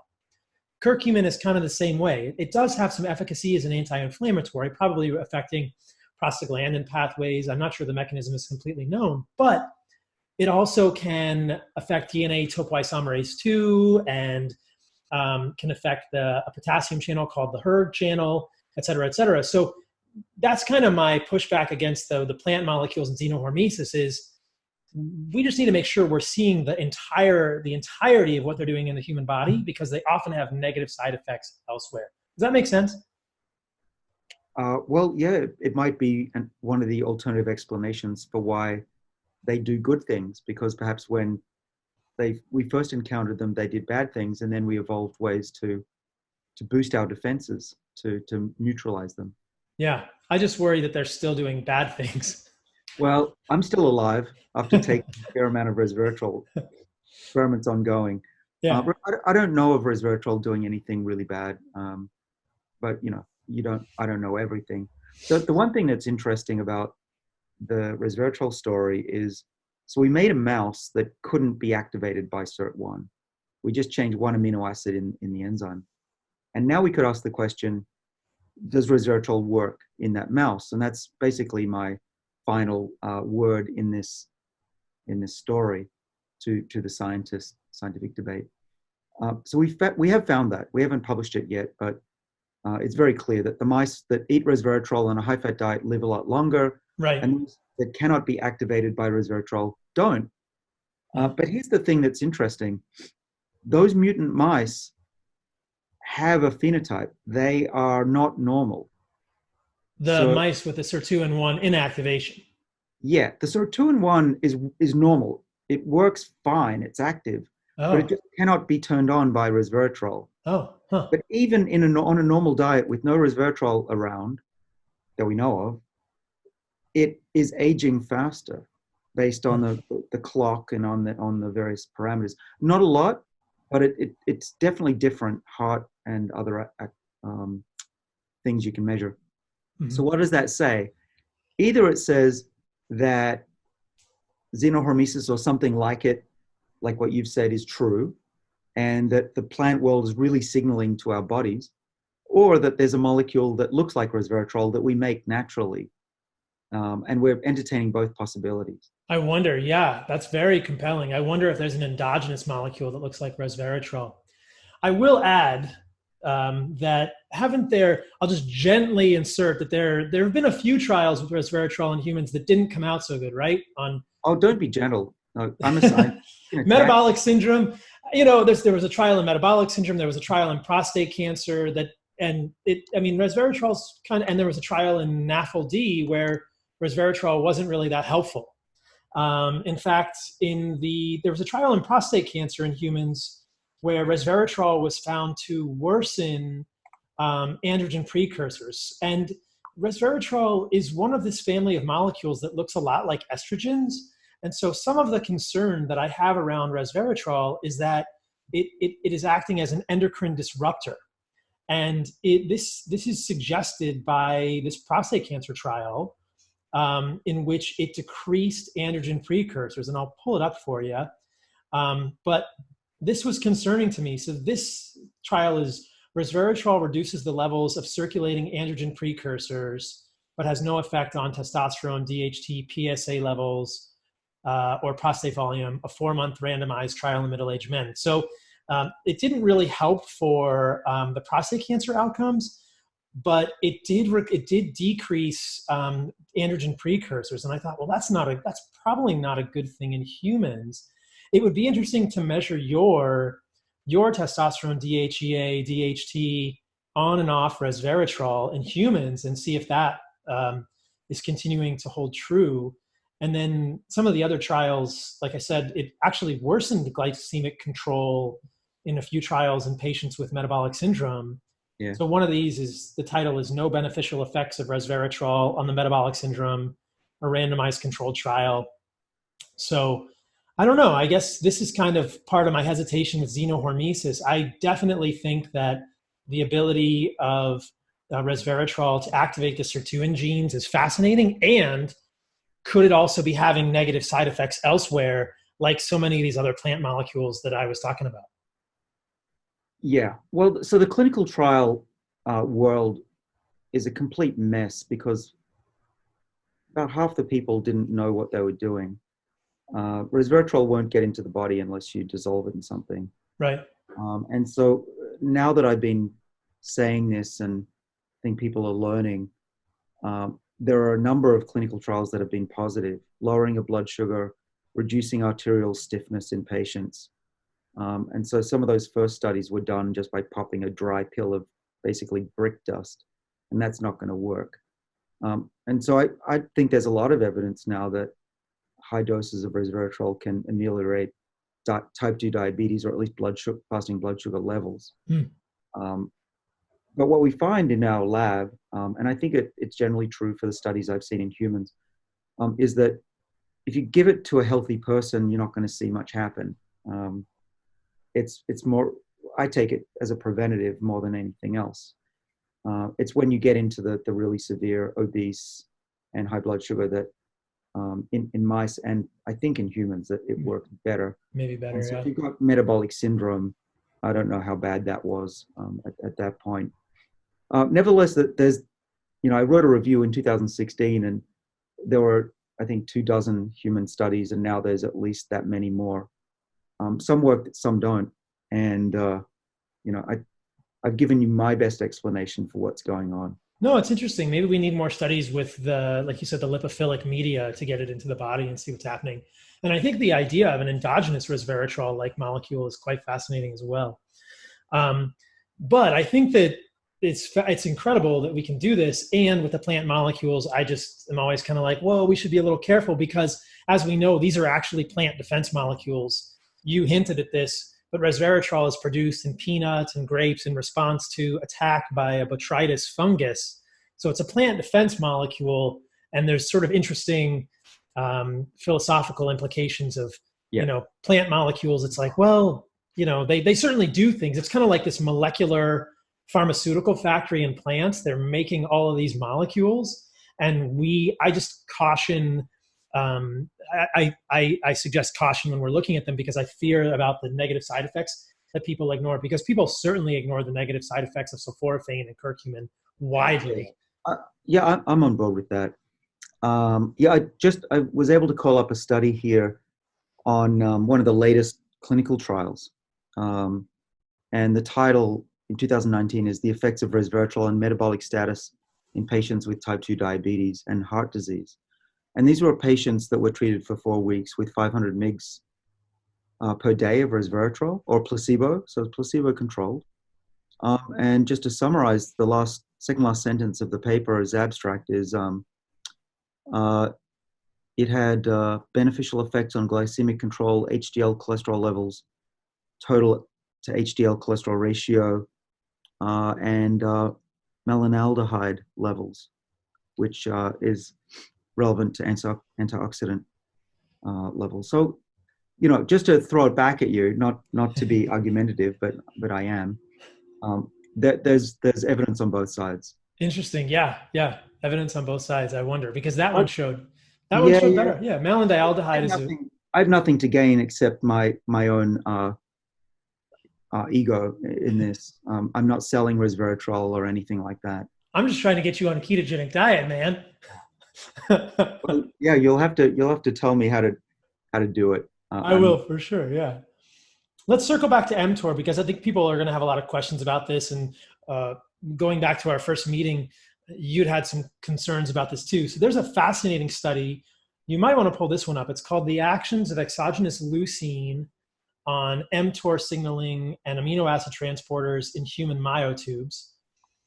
And this is pretty cool, because what they did was they compared the signaling of leucine, which is probably the most triggering amino acid for mTOR that I'm aware of, and insulin on mTOR. And what they found was that the biggest signal for mTOR, which again is this sort of anabolic regulatory protein in the human body, the biggest signal for mTOR was insulin. More than leucine, it was insulin. And this kind of makes sense, because, at the cellular surface, there's IGF-1 receptors, which is insulin-like growth factor. There's insulin, and IGF-1 can bind to insulin receptors, and insulin can trigger insulin receptors. And downstream of the insulin receptor is the mTOR pathway. And so we know that insulin triggers mTOR. And so this is what I've often thought of as quite fascinating. People always ask me about mTOR with regard to a carnivore diet, but more broadly in response to amino acid intake. The hypothesis that we could generate from this study is that if we're eating leucine, so if we're eating, protein in the absence of a bunch of insulin, like we would get in a ketogenic state, we're going to get a small bump in insulin postprandially if we're just eating a carnivore diet or in a ketogenic state, but we're not going to get nearly as much insulin released postprandially. We're going to get mostly a signal that's going to be leucine, and we're going to get mTOR triggered, but it's going to be much less, and it's going to be for a short amount of time. They were both able to show the relative contributions of mTOR signaling and the temporal signaling of mTOR, and insulin was the major trigger here rather than leucine. I definitely think that eating a big steak, I am triggering leucine, And I think that if people eat steak, if people choose to limit their protein, they have to eat carbohydrates, or they could just eat fat. But if they're eating any carbohydrates, they're going to get they're going to get insulin signaling, and then the insulin is going to also trigger mTOR potentially more and for longer. So the relative contributions or the relative amount of mTOR signaling, I would suggest, might even be less on a carnivore diet that's ketogenic than a carbohydrate-based diet that doesn't have as much protein. And though it's not a direct measure, what I've seen anecdotally in myself and many other carnivores that we've measured IGF-1 levels in, they're quite low. They're very low. I've seen IGF-1 fasting levels, after like a 12-hour fast of like 120 or 140 down to like 70 or 90. We're not seeing huge IGF-1 levels that are off the chart. There's no test that I'm aware of that's a great proxy for mTOR activation in the blood. I don't have any way to measure it. So, and we definitely see very low fasting insulin in people on ketogenic diets. But what do you make of all this? Does that kind of help clarify my perspective? Yeah. It's complicated because we're talking about Sirtuins and mTOR and how they work together. What you've reminded me of is a company called Nusirt, N-U-S-I-R-T, and I saw them give a public talk in Washington a few weeks ago, and they've got a similar approach. I think it's based probably on the research that you're reading, that they give a double dose of resveratrol and leucine, or metformin and leucine, to be able to simultaneously boost SIRT1 activity, which they claim leucine does. They claim leucine is a direct activator of SIRT1 like resveratrol. Oh, wow. Yeah. We haven't repeated that, but that's what they say. And then they have a product that they've done a clinical trial, and they found that this leucine resveratrol combination had synergy, which increased insulin sensitivity and controlled glucose in pre-diabetic patients, including weight loss. So that was pretty interesting data that I didn't realize was out there. And earlier you brought up the cycling concept. I think that so many in the community worry about activating mTOR at all. They never want to activate mTOR. And I think this is a mistake. I think we need to activate mTOR to get muscles, and we need to activate mTOR sometimes. And so my thinking has been, if I eat steak twice a day within a small window, I'm going to trigger mTOR. I'm going to work out. I'm going to keep my muscles, which I know that I need for longevity in terms of insulin sensitivity and avoidance of sarcopenia. And then I'm going to have periods in the day where I'm just fasting completely. But I don't, because of this type of research, I don't worry about overactivation of mTOR on a ketogenic carnivore diet. And that was just what I wanted to share with you. I didn't have the paper then when we were at Sean's podcast, but I was like, oh yeah, I got to show you this. Right. But I think it's quite interesting to look at relative contributions of mTOR. And I think that this segues into maybe something that will bring us to closing. I heard you on one of the Google Talks, and you said you were eating a plant-based diet because you were worried about animal protein. And so everybody I've talked to, I was like, I'm having David Sinclair on the show. I'm so excited. They're like, ask him why he doesn't like animal protein. I was like, that I will. So what do you make of all this? I mean, now that I've had my chance to kind of, show you this stuff, I feel like I'm one of your graduate students in your office. Like, look at these papers I found. Yeah, no, that's fine. That happens all the time. Well, before we jump into that, I wanted you to know, and your listeners to know, that resveratrol actually inhibits mTOR. So that's an interesting thing. Maybe resveratrol is activating SIRT1 as we want, activating NPK as we want, and inhibiting mTOR. It blocks the interaction between DepTOR and mTOR, which is what you want if you want to mimic low amino acids. So I may not need to avoid meat to be able to keep my mTOR levels low. Now, here's the subtlety. Okay, I'm not a hardcore person when it comes to diet, nor supplements, by the way. It may come as a surprise because it sounds like all I think about is this stuff, and it's not. I try my best, but I'm also only human. But the other thing that I do with my diet is that I like to mix it up. And so while I'm mostly plant-based, in large part, well, in part at least because my family is vegetarian, and I have a very strict vegetarian daughter, I will eat meat. But I choose to eat meat. Fish is totally fine with me. I will eat fish if given to me. I enjoy it. Would I eat a giant steak? I used to do that a lot. I'm Australian, right? I'm a barbecue kind of guy. I've tried not to for two reasons. One is I'm tired of my daughter thinking less of me because of it. Your daughter needs to listen to my podcast more. I have the cure for you, my friend. Well, here's the other thing. I also try to be good to the planet. Oh, yes. Let's talk about that too, because I need to disabuse you of this notion. Okay. And then finally, it is science-based. And my read of the literature is that in most times when I'm not working out, so here's what I'll do. Let me summarize, because I think everyone wants to know. I will work out tomorrow for 3 hours. I'll basically really put my body through a fair amount of pain, including hot and cold and endurance and weightlifting. Okay. Yeah. Radical life. I will not be avoiding meat, and I will not be taking metformin, which can reduce the size of muscles that result. Though, if you look at that data, it's not as bad as it sounds. I think Peter had an overreaction to that, because the muscles were just as strong in both cases, whether you took metformin or not. And, if you want to look big and bulky, then maybe lay off the metformin once in a while. But I do agree, you do need growth. mTOR is good for growth. That's what it's designed for. But I think having it on all the time, constantly, is not the way to longevity. So mix it up. But we're not going to have it all the time. I'm not going to have it in my situation, right? If I'm eating a ketogenic carnivore diet and I'm signaling it with leucine, it's more precise, it's on less, and it's on for a shorter amount of time, and there's not as much carryover. So if I'm doing a ketogenic carnivore diet, maybe like our ancestors would have done, just eating mostly animals and getting lots of protein, I'm turning mTOR on for 6 hours a day, and then I have a fasting window where it's off all day, right? And so this is what I'm saying, and that is that if somebody's eating a carbohydrate-rich diet, they're going to have mTOR on more than somebody doing what I'm doing. I agree. So I don't have a carbohydrate-rich diet either. I'm basically trickling in the aminos with some plant-based food and some cheese, which I know it has protein in it. There was a really interesting study that just came out since we met each other.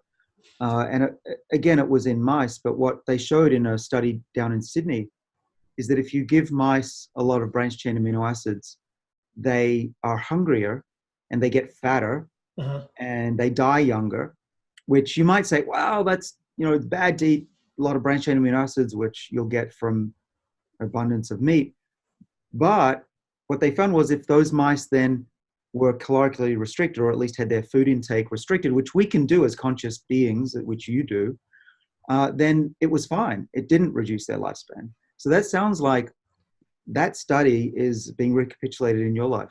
Maybe. The thing I wonder about in that study is, did they use any glycine? Because in so many of the branched-chain amino acid feeding experiments, they're overfeeding methionine, and then they're changing the methionine glycine ratio. And this was done, in the 70s and the 60s. They gave mice a whole bunch of methionine. It shortened their life. And then they restricted methionine. It lengthened their life. But then there's a series of studies where they gave glycine back to these mice, and the glycine extended life, right? So this methionine glycine ratio is so important. So I'd have to look at that study and say, by giving mice a bunch of branched-chain amino acids, did they change the methionine glycine ratio in a negative way? And that's one of the things that I talk about with regard to a carnivore diet or any diet, is the importance of a proper methionine glycine ratio. And if we're eating animals nose to tail and eating the connective tissue, we're going to get glycine from that. But that's a whole separate podcast. Got it. Well, if you want to look it up, and if listeners want to look up that study, it's by Stephen Simpson in Sydney, Australia, University of Sydney. Yep. Do you know the title? Nope, I don't. But it was last week, and it came out in Nature Metabolism. Okay, I'll find it. Awesome. And if you can't find it, I'll give you Steve's cell phone. You can call him. All right, I'll call him up right now. We'll get him on the phone. All right, let's talk about the environment a little bit, because my read of the literature is very different than this. If you look at the EPA data from 2014 and 2017 in terms of greenhouse gas emissions, cattle produce 1.8% of the greenhouse gas emissions in the United States per year, 1.8%, which is significantly less than the greenhouse gas emissions from agriculture. And the biggest three polluters, transportation, production of fossil fuels, burning of fossil fuels, and industry and technology. So that's more than three, but I kind of broke those up into different things. But if you look at the relative contributions, like outside of agriculture, so plant agriculture is about 5% of greenhouse gas emissions per year in the US. Animal agriculture is about 4%. Of that, cows are 1.8. So about 90% of greenhouse gas emissions are non-agriculture, right? We all have to eat. There has to be some ecosystem around food, but only 10% of greenhouse gases come from food. 90% of greenhouse gases come from things that we're doing that are lifestyle driven, right? Cars, burning fossil fuel, technology. I just wanted to make sure you were aware of this data, because when people make statements like that they're eating plant-based for the environment, I kind of bristle and think that's a mistake from all the data that I've seen. And then the other point that I would add is, if you're aware of something called regenerative agriculture, which is ecosystems agriculture, where cows are grazing on land in an ancestrally consistent manner, they can actually sequester more carbon into the soil than they produce. So regenerative agriculture can sequester carbon into the environment. It's carbon negative. So raising more ruminants on this planet that are raised that way from farms like White Oak Pastures decreases carbon in the environment. So I have a shirt that I always wear, and I didn't wear it today. It says, "Eat meat, save the planet." If you were to eat meat from White Oak Pastures, which is down in Georgia, and you should come, December 14th and 15th, we're going to be in Georgia. I know you're a busy guy, but you should check out White Oak Pastures. They're carbon negative. They had a life cycle analysis by USC. They sequester more carbon into the soil than they produce. So if we support farms like that, we can decrease overall greenhouse gases. So this notion that by not eating meat, we are somehow saving the planet, I would argue against that. What is your feeling about that? Well, I'm not totally against meat, but just to take the opposite view, there are other considerations such as water usage and land usage and degradation of the land, and the fact that these are actually conscious beings that we breed. And I come from a family where, my wife is an animal lover and all that. So it's, I've eaten meat most of my life, so I'm not against it. It's just all the combination of other things that have been around, including the research that I've been doing, led me to this stance that I have currently. But I'm a scientist. I'm happy to be convinced otherwise. If you look at the water usage, the way that water usage for cattle is calculated, they incorporate 90% of the water usage, or 95% of the water usage of cows is rainwater. That's what they're saying the cows are producing. It's rainwater. It's already falling on the land. I'll send it to you on Instagram. I reposted this graphic from Diana Rogers in Sacred Cow. So water usage claims for cattle are widely inaccurate, widely misinterpreted because of the rainwater that's falling on the soil. It's very clear that almonds use way more water than cows do. And then what you should do is compare, and this would be pretty scandalous, but if Beyond Meat was... They're worse. They're worse. Beyond Meat is also worse than regular meat in terms of carbon emissions. This has been done. They've done a life cycle analysis on Beyond Meat. It's worse than regular meat. It's worse than White Oak Pastures, because White Oak Pastures is carbon negative. So by buying these, when people are plant-based and they say, I'm not eating meat to save the environment, and they are buying Impossible Burgers, they are contributing more to greenhouse gas emissions than they would if they supported regenerative agriculture with real cows. Okay. Now, the land use is a different story. That's a whole separate conversation that we can have. I did a podcast with Peter Ballerstedt. Most of the land that cattle are on is not even farmable land. And again, I'm really an advocate for a way of raising cattle that doesn't allow them to destroy the land. They get rotationally grazed. And so those are my takes on that. And I would love, maybe at some point you and I can sit down and have a steak and talk about the research that you've done. Well, I'm just curious. I don't want to take up more of your time. We've talked about so much today, but I would love to hear like the stuff that you've looked at that has suggested that has led you to avoid meat, because and Yeah, I'm going to, believe me, my friend, you are going to get a signed copy of my book when it I comes would I out. would love to read it. I hope I can hand deliver it to you, but Boston is kind of far. But if you look at the literature, like if you just look at the literature, there are interventional studies with red meat that do not show any harm.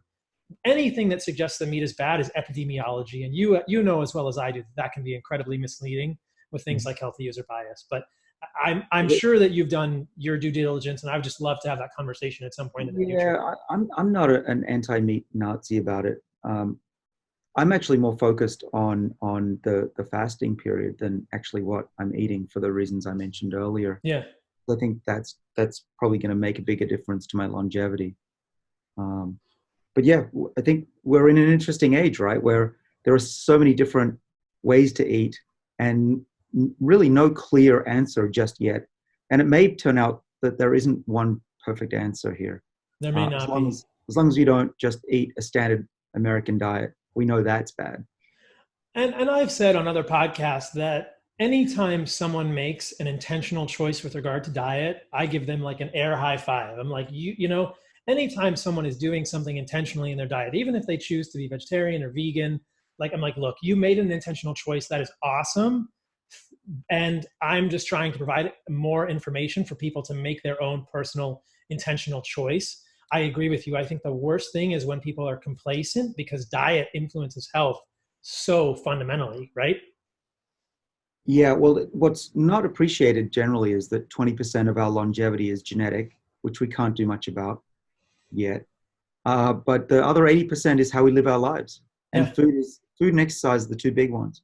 Huge. That's how we live a radical life. And then I wanted to highlight one thing, and then we'll wrap up here.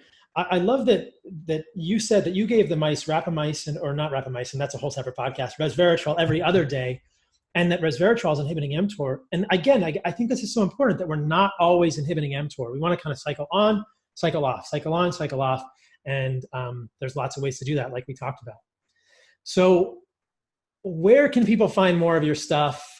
And you've got this book, Lifespan. It's amazing. It's really easy to read and enjoyable. I encourage everyone to check it out. I think you'll all really like it. Where can people find more of your stuff? Well, the first place would be to go to lifespanbook.com. It's a website all about the book, some Q&A, and you can sign up for a newsletter that I put out every few weeks. And I'm also on social media. I'm on Twitter. You can find me on Instagram too. And you can see what's going on in my brain on a daily basis if you're interested. And sometimes, there's questions that people ask me routinely every day, which I will answer in the newsletter. So please, sign up for that if you're curious about what I've talked about. And the book, I want to thank anybody who's read it and bought it. It's, it was a passion for me to be able to tell the world about what we were working on. And actually, there's stuff in that book, most of it, it's so cutting edge that it's only just being learned about by scientists as well. And that whole information theory of aging that we talked about at first, that's brand new. And there are a lot of scientists who are upset with me coming up with something that radical. But, the world doesn't change unless you put forward things that will challenge the status quo. Tell me about it. Right. Tell me about it. Tell me about it. All right. So this is the last question I always ask my podcast guests, and I am a child of the 80s. So I use the word radical in this context, like 80s radical, right? So we're talking like Neon, Whitesnake, Poison, like radical, amazing, cool, wicked. What is the most radical thing that you have done in the last month? Man.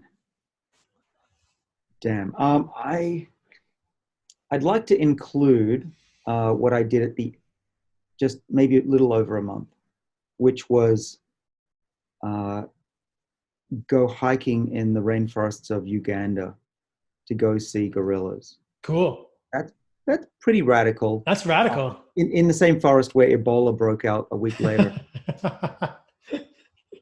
Would resveratrol save you from that? Who knows? Ketosis might. But what I want to say though is the person who led the charge up the mountain was my 80-year-old father, and he's just as healthy as he was when he was 20. And I'm not kidding. The guy's stronger than me at the gym. We've tested it. And at 80, he started a new career. He's got now ordered his dream car on a wait list. What's his dream car? I didn't want to say this, but I will. It's a Tesla. That's amazing. What's wrong with that? I don't know. My wife said it's a fairly expensive car, but it's a Tesla 3, so it's not that bad. But in any case, he's been talking about it for years, thinking, oh, I'm too old, I'm going to die. And he's like, I'm not dying. This is great. I'm going to get everything I want. And anyway, so he's an inspiration to, I think, not just my family, but everybody who reads the book. For people who want to go to the back of the book, that's where we list what we do as a family, what we take and why. And part 2, the middle of the book, is about why cold might help, hot, diets, that kind of stuff, what you can do in your daily lives, and really the science behind it. And what I did was I've got a lot of references in the back. So if you want to dig deep, and I think all the listeners who listened to us today and stayed awake are deep diggers, there's a lot of references that you can go and check me out, check out my facts. Of course. Yeah, absolutely. That's cool, man. Well, listen, I hope that you and I get to hang out again soon, because I really enjoyed this. I know that your time is precious, and I so appreciate you doing this. I would say that I hope we can have a steak, but maybe we could have a steak, or we should eat and work out together at some point soon. So I look forward to that. Yeah, I'd love that. Thanks, Paul. Thanks for coming on, man. You're welcome. You guys, how cool was that? How cool was that? I bumped into David Sinclair when I was recording the Model Health Show with Sean Stevenson. I was like, bro, you got to come on my podcast. I know you're busy. You're crushing it with your book, but I want to have a conversation with you. And I so appreciate him doing that. I think it was really cool to hear all that stuff that he is doing. I was happy to be able to share some of my thoughts with him and get his input back. I think that, I was kind of stoked after this one. I really feel like a ketogenic diet can achieve so many of these things, you guys. We don't need magical molecules. Resveratrol is great, but as David says, maybe only if you're sick and diabetic and you can heal yourself with a carnivore diet from that. I don't think we need these molecules. I think we're going to learn more about them, but I remain unconvinced about the need for xenohormetics in the human diet in any way, shape, or form. But what we do need to do is make sure our sirtuins are activated by doing cold exposure, heat exposure. That kind of stuff is what we need to do to be healthy. We need to think about having a ketogenic diet at least sometimes, increasing those NAD stores, not being inflamed, because we want NAMPT to work. We want to regenerate NAD from nicotinamide. We probably don't want to supplement with nicotinic acid or nicotinamide in our diet. These are not good things. They're going to sap our methyl groups. And heavens knows, you guys, if you are taking NR or NMN, you better be thinking about your methylation. You better be checking homocysteine. You better be doing that stuff, because you are sapping methyl groups with that extra niacin. And I don't take those. I don't think I need to, because I can make NAD from the niacin that's in my food. And there's a little bit of NR in food. And I believe that with a ketogenic diet, my NAD levels are ideally high. And with the absence of inflammation, my NAMPT enzyme works really well. And I can regenerate NAD from the nicotinamide after the sirtuins do their handiwork. So hope you guys like this one. Please leave me a review on iTunes. It's doing super good. We're reaching a lot of people. And every week it's usually in the top 10 when it comes out, which is amazing. It's only been out for a few months. It gets tens of thousands of downloads a week right now, which is fantastic. It's amazing. I appreciate you all. You are the reason this is a success, and you are the reason I do what I do, because I love sharing this information with all of you. So please support White Oak Pastures. Carnivore MD is the code, or Carnivore15 if you are a repeat customer. Ancestral Supplements are my boys and girls. They are the peoples. And Unos the Tail is the answer. I got some great podcasts coming up in the next few weeks. I appreciate you all. Stay radical.